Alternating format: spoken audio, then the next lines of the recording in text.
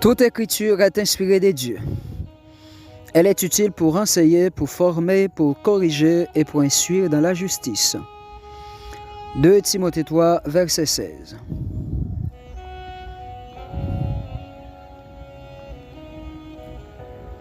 Aujourd'hui, on a présenté une étude approfondie sur le livre prophète Ésaïe. Déjà, nous souhaitons bonne écoute, bonne attention et bon apprentissage dans la parole de Dieu. Le prophète Ésaïe était vécu à Jérusalem. Il a été élevé dans la cour royale et connaît la haute société. Le prophète là a fait partie de l'élite sociale, politique, économique, intellectuelle et religieuse en société juive là. Il a exercé fonction prophète là dans l'année 700 avant Jésus-Christ dans le royaume Juda. Et le ministère a duré à peu près 50 ans. Le prophète là considéré comme plus grand dans le prophète majeur parce que le livre écrit à très volumineux, 66 chapitres, et thème avec vocabulaire qu'il utilise très riche et très pédagogique et didactique pour enseigner. Le livre Ésaïe, c'est le deuxième livre qui citait plus dans le Nouveau Testament après le livre Somme. Le prophète Ésaïe était contemporain de deux petits prophètes dans le royaume Noah qui c'était le prophète Michée et le prophète Osée. Le prophète Ésaïe a exercé le ministère sur les 4 rois, Yotam, Akaz, Osias et puis Jotam. Le prophète là a mouru très mal, ou Aman a été fait scier en deux dans un tronc d'arbre, ça qui est considéré comme étant une tragédie de l'histoire.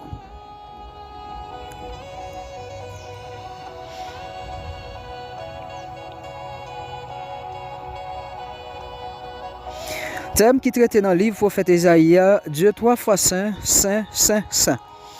Répété 25 fois dans la première section, dans le chapitre 1er pour arriver dans le chapitre 39, Dieu le Saint d'Israël, Dieu rédempteur et sauveur. Voilà les thèmes qui sont traités dans la première partie du livre prophète Ésaïe.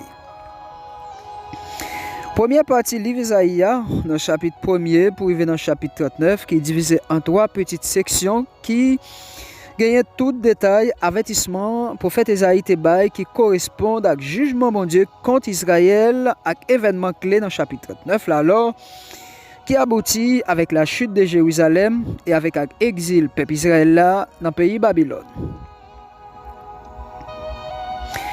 Toujours dans le chapitre 1er à 39, il porte un message d'espoir. Côté exil d'Israël là, malgré péché, malgré désobéissance contre mon Dieu, mais bon Dieu était toujours remis peuple Israël là, il était bon côté pour mettre la restaurer peuple là et la reconstruire la muraille de Jérusalem et la retourner peuple là sorti en exil. Alors voilà promesse que bon Dieu t'a fait parmi peuple là malgré péché et désobéissance.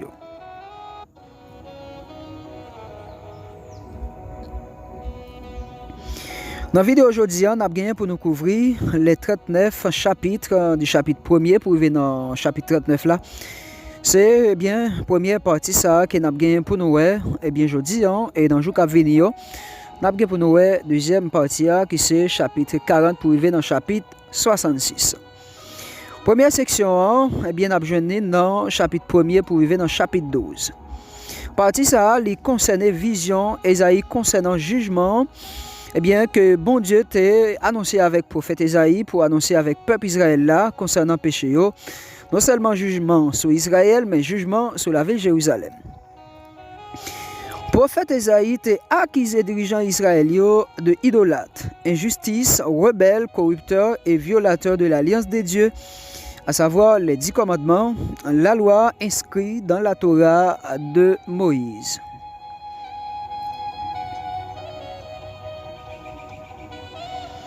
Jugement bon Dieu t'est projeté sous Jérusalem avec ce peuple Israël là. Bon Dieu t'a utilisé puissance étrangère dans l'époque là comme ennemi pour punir Israël par rapport à péché et désobéissance. Ça a été considéré comme étant un feu purificateur pour consumer, nettoyer et porter un renouveau dans le pays Israël. Jugement ça, c'est pour bon Dieu être capable de créer une nouvelle Jérusalem avec un reste. Thème théologique là, un reste dans ça qui concerne avec tout ce là qui est pour changer dans le cœur, dans la vie, qui est pour repentir et pour réconcilier avec bon Dieu une autre fois encore. Ça que pour fait là est considéré comme étant le prélude, le signe annonciateur de la venue du royaume de Dieu, promesse d'une nouvelle alliance, d'une nouvelle Jérusalem, lorsque toute nation va fixer. Alors sous le temple Jérusalem, non, côté il y a vraiment soumettre devant mon Dieu. Ça qui va une nouvelle ère d'harmonie, de justice, de paix pour tous.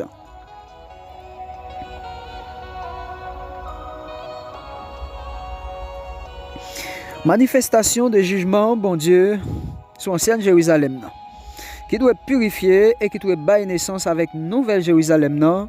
Ça nous t'a relé dans le langage historique la suppression de l'ancien régime pour donner naissance à un nouveau régime, un terme utilisé dans le langage historique si nous remontons vers les années 1789 lors de la Révolution française, nous pouvons emprunter ce terme, l'ancien régime. Alors dans le chapitre 6 là, nous avons pour nous la fameuse vision prophète là, eh bien compter le bon Dieu dans le temple en Chita entouré de créatures célestes. Là nous parler des créatures célestes nous fait allusion avec vraiment le conseil divin, le conseil collégial des dieux, qui est formé par 4 êtres vivants et 24 vieillards. 4 êtres vivants yo, dans l'interprétation théologique et biblique. Premier être vivant, il était semblé à qui l'homme, ça nous était considéré comme l'intelligence. Deuxième nom, semblé avec un aigle, nous considéré comme la puissance et la force créatrice. Troisième nom, avec un taureau, comme étant donc un ça que bon Dieu qu'on utilisé pour vous exécuter jugement sur la terre. Et quatrième nom, semblé à qui un lion. Eh bien, côté que c'est la parole de Dieu, eh bien l'écriture comme la guide infaillible. 24 vieillards selon chercheurs, théologiens, exégètes, 24 vieillards, 12 premiers, c'est les 12 fondateurs des tribus d'Israël. Et les 12 là, eh bien, nous considérons comme étant les 12 anciens apôtres. Voilà, eh bien, tous ces êtres là qui forment le conseil divin de Dieu.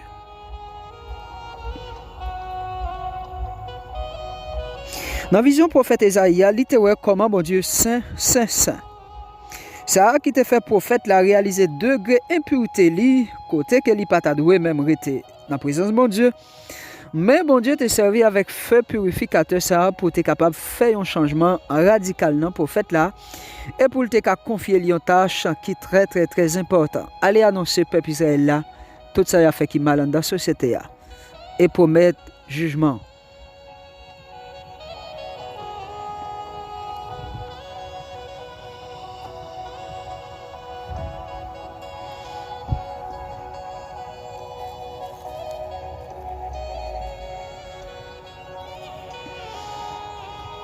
Alors dans le chapitre 7, pour arriver dans le chapitre 17, là, le prophète l'a opposé avec roi Akaz, qui était dirigé la ville de Jérusalem, descendant David.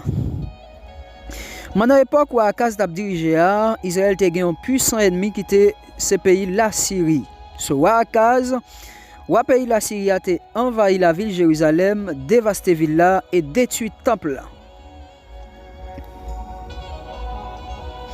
Dans le chapitre 7, livre Esaïe, bon Dieu promet une sainte descendance, un nouveau David, un nouveau roi, une nouvelle Jérusalem, un nouveau peuple, un nouveau Messie.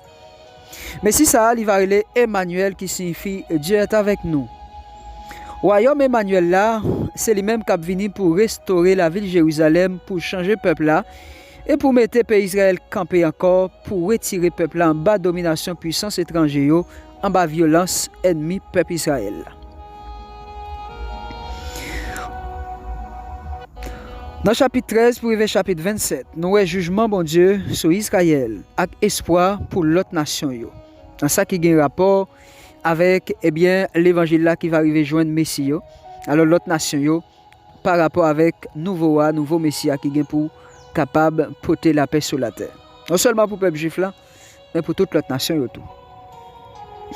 Dans le chapitre 13, pour arriver au chapitre 23, nous avons la chute de Babylone ainsi que les voisins, les ennemis d'Israël, à savoir Babylone, les Moabites, les Édomites, les Philistins, les Tyrs, les Égyptiens, les Damas, les Assyriens, etc. Tous étaient considérés comme ennemis d'Israël qui révoltaient contre Israël à l'époque, mais c'est suscité par Dieu par rapport à la désobéissance et au péché de son peuple. Dans l'époque là, tu as deux rois qui étaient très orgueilleux. Nous sommes capables de les comme synonyme étant de Satan. C'était le roi Nebuchadnezzar ainsi que son fils Balthazar. Ils ont été considérés comme deux grands orgueilleux à l'époque, à même niveau que Satan qui était rebellé contre bon Dieu. Eh bien, deux rois ça, ils ont voulu faire passer tête pour bon Dieu sur la terre.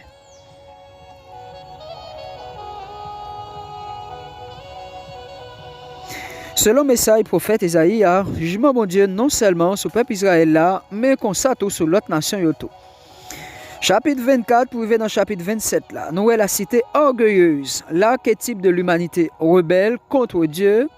Nous sommes capables de lire dans chapitre 4 verset 23 du livre d'Isaïe, qui décrit la Syrie, Jérusalem, Babylone réunis, ça veut dire dans tout l'autre empire qui était réuni empire Babylone. Non, donc mes amis, c'est là nous sommes capables de comprendre que comment toute nation ça a été font seul, eh bien pour être capable de former un royaume. Mais malheureusement, bon Dieu t'a détruit le royaume ça et remplacé un jour par la nouvelle Jérusalem. Et à l'époque que Babylone, elle était détruite, eh bien jusqu'à nos jours, personne pas arrivé à reconstruire la ville de Babylone ancienne à l'époque. Ça veut dire que personne ne pas vivre avec orgueil.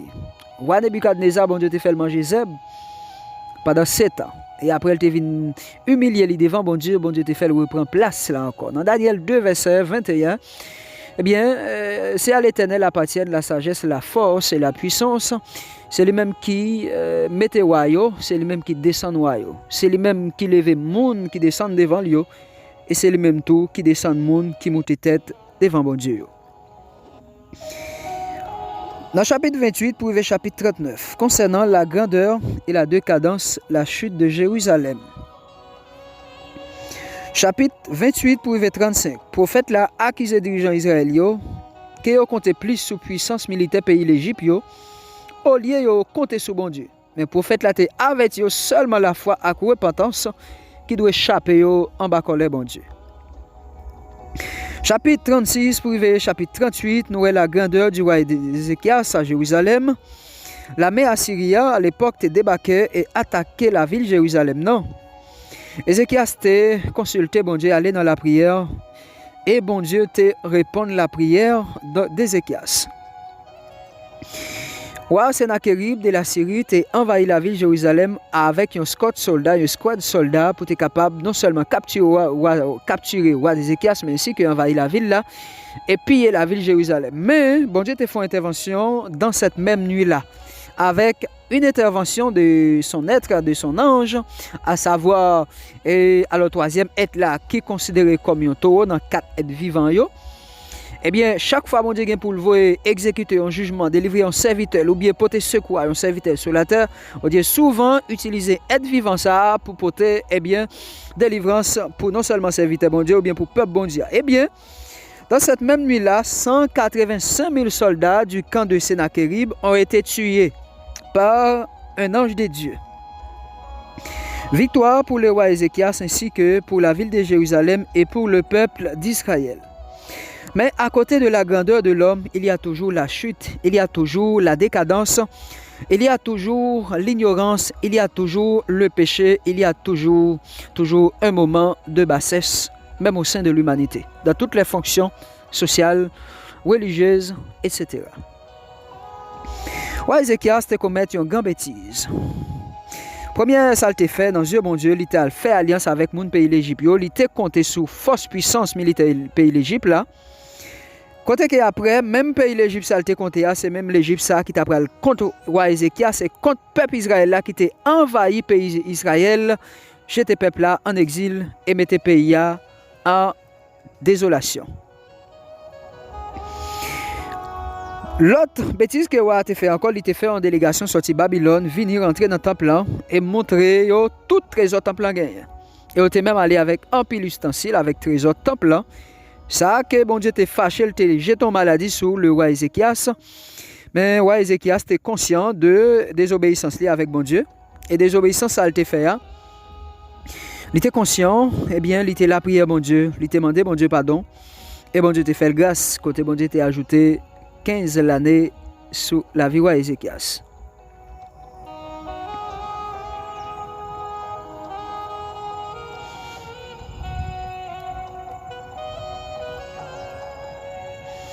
Alors oui, toujours dans le contexte étude là, victoire que bon Dieu te baille roi Ézéchias là, sous capable de 2 Chroniques chapitre 32. Ou après comment après bon Dieu fin tuer 185 000 soldats du camp de Sennacherib. Ou après la fuite, il est rentré dans le pays, il est rentré dans son temple, dans le temple côté bon Dieu, il t'a servi. Et bien là, côté que après 2 ans, pour petit lit, t'es tué lui. Malgré parfois, bon Dieu qu'on a châtié nous, bon Dieu qu'on a corrigé nous, bon Dieu qu'on a porté des formations spéciales pour la vie nous. Mais parfois nous pensons que bon Dieu oublié nous. Ou bien nous pensons que c'est nous-mêmes qui fait plus mal sur la terre. Malgré péché nous en pile, c'est vrai. Mais bon Dieu toujours aime nous. Et c'est ça que fait. On doit toujours faire effort pour nous servir bon Dieu. Pour nous former dans la parole de Dieu. Pour nous sonder les Écritures. Ce n'est pas seulement lire avec une simple lecture littéraire. Mais nous devons sonder les Écritures. Pour arriver à connaître quelle est la volonté de Dieu. Ce que Dieu nous impose, ce que l'Évangile nous impose. Et comment nous devons servir Dieu pour ne pas tomber sous le jugement de Dieu. Toute prophétie ça que le prophète Esaïe te baille après 100 ans, toute vie accomplie. Malgré dans l'époque prophète là te baille prophétie ça il pas de temps ouais prophétie ça accompli. Mais eh bien il était prononcé et proclamé prophétie ça dans le temps peuple Israël là. Malgré le pas de la main, toute prophétie a été accomplie sans manquer une. Ça qui confirmait, affirmait, authentifiait eh bien, la qualité du vrai prophète d'Esaïe. Et un vrai prophète, les différencier d'un faux prophète. Vrai prophète, là, tout ça dit, il communiqué par la bouche de Dieu. Et tout c'est une réalisation. Ce n'est pas faux, tout réalisé, effectivement. Mais faux prophète là, c'est toujours mensonge, des paroles qui ne peuvent jamais arriver à terme, qui ne peuvent jamais porter accomplissement réellement. Nous souhaitons déjà continuer à apprendre la parole, continuer à former tête et pour capable avancer dans bon Dieu, à la foi. Deuxième étude là, on a gagné pour nous faire sous chapitre 40 pour arriver dans le chapitre 66. Déjà, nous souhaitons bon apprentissage.